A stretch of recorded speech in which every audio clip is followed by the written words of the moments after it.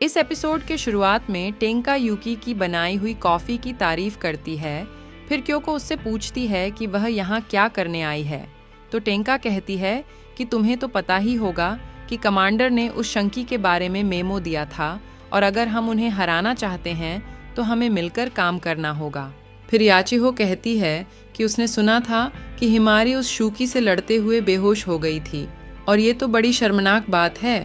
तो क्योको कहती है कि वो कोई आम शूकी नहीं थे और थर्ड स्क्वाड्रन भी उनसे 2 बार हार गई थी।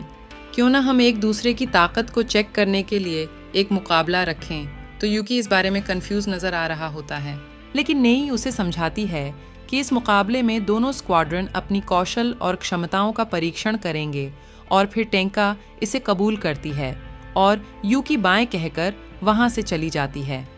फिर हिमारी क्योको से उसे ट्रेन करने का कहती है तो क्योको कहती है कि ये इतनी आसान नहीं होगी। फिर हिमारी यूता से उसका गुलाम बनने का कहती है। उसके बाद यूता सभी के लिए खाना बनाता है तो सभी उसके खाने की बहुत तारीफ करते हैं। फिर हिमारी कहती है कि तुम्हारे कुकिंग स्किल्स एक गुलाम के हिसाब से बिल्कुल परफेक्ट हैं।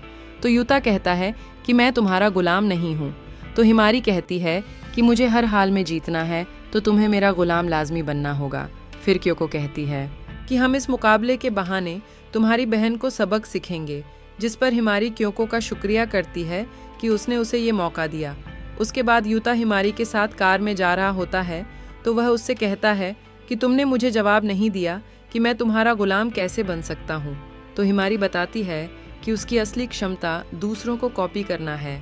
वह कमांडर की क्षमता को अपने फ़ोन में कॉपी करके तुम्हें गुलाम बना सकती है, जिस पर यूता कहता है कि लेकिन तुम्हें बदले में फिर मुझे इनाम देना होगा। तो हिमारी कहती है कि जीतने के वह लिए इनाम देने को तैयार है, लेकिन तभी शूकी उन पर हमला कर देते हैं।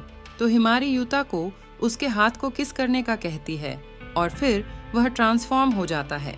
लेकिन यूता इस बार थोड़ा अलग नजर आता है और जब वह हमला करता है तो वह देखता है कि पहले से ज़्यादा तेज़ होता है, लेकिन उसकी ताकत कम हो गई होती है। फिर यूता उन सभी को मार देता है और वापस इंसान बन जाता है। और यूता कहता है कि आखिर तुमने क्योको की क्षमता क्यों इस्तेमाल की जबकि तुम कोई और क्षमता भी इस्तेमाल कर सकती थी। तो हिमारी कहती है कि वह इसलिए कि मैं तुम्हें भी मौका देना चाहती थी। लेकिन तब वह अपनी स्कर्ट ऊपर की लेती है तो वह कहती है कि वह अपने आप को कंट्रोल नहीं कर पा रही है।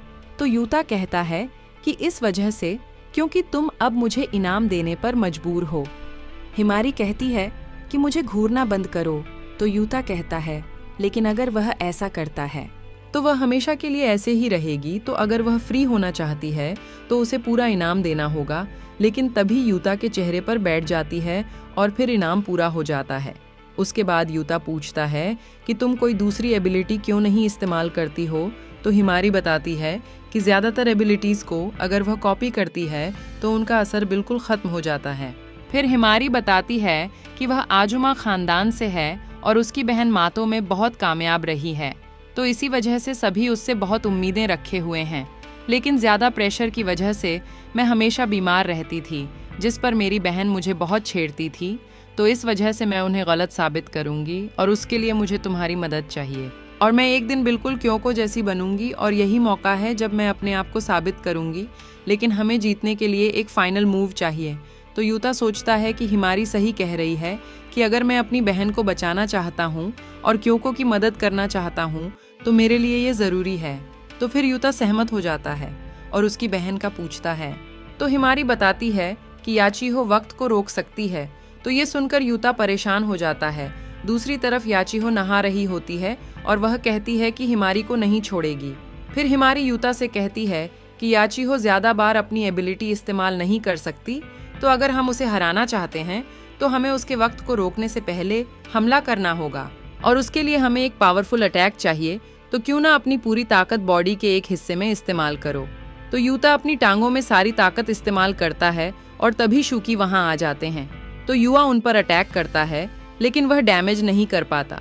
थोड़ी देर बाद हिमारी बताती है कि क्योंकि तुमने सारी ताकत टांगों में इस्तेमाल की थी तो इस वजह से तुम्हारे बाजू कमजोर हो गए थे। अगले दिन वह दोबारा प्रैक्टिस कर रहे होते हैं तो क्योको वहां आकर कहती है कि यूता तो बहुत अलग नजर आ रहा है और तुम उसे सिर्फ ऊपर से क्यों देख रही हो और क्या तुम मेरी एबिलिटी की असल पावर भूल गई हो?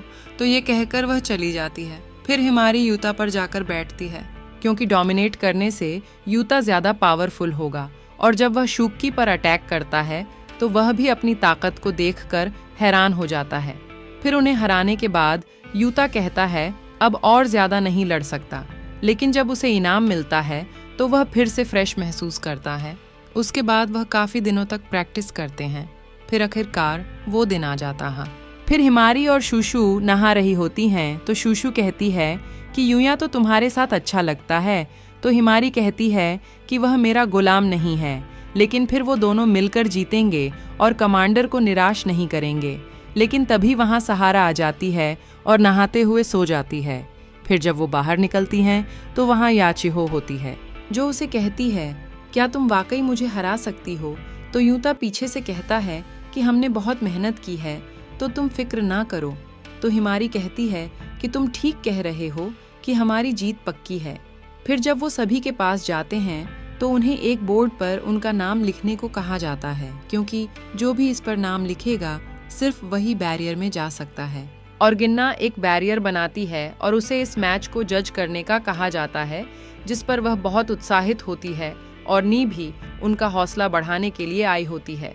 फिर बताया जाता है कि मैच उस वक्त खत्म होगा जब या तो कोई हार मान ले या फिर कोई बेहोश हो जाए। फिर याचिहो कहती है कि आज वह तुम्हें हराएगी और अपना गुलाम बनाएगी। तो हिमारी कहती है कि वह तुम्हें आज लाजमी हराएगी, और कहकर यूता ट्रांसफॉर्म हो जाता है, जिसे देख सभी हैरान होते हैं। याचिहो उसे कहती है तुम 1 सेकंड भी नहीं बचा सकोगी, लेकिन यूता उस पर अटैक करता है, पर याचिहो उसे टाइम को पीछे कर देती है। लेकिन हिमारी को पता लग जाता है और वह ऊपर से हमला करती है।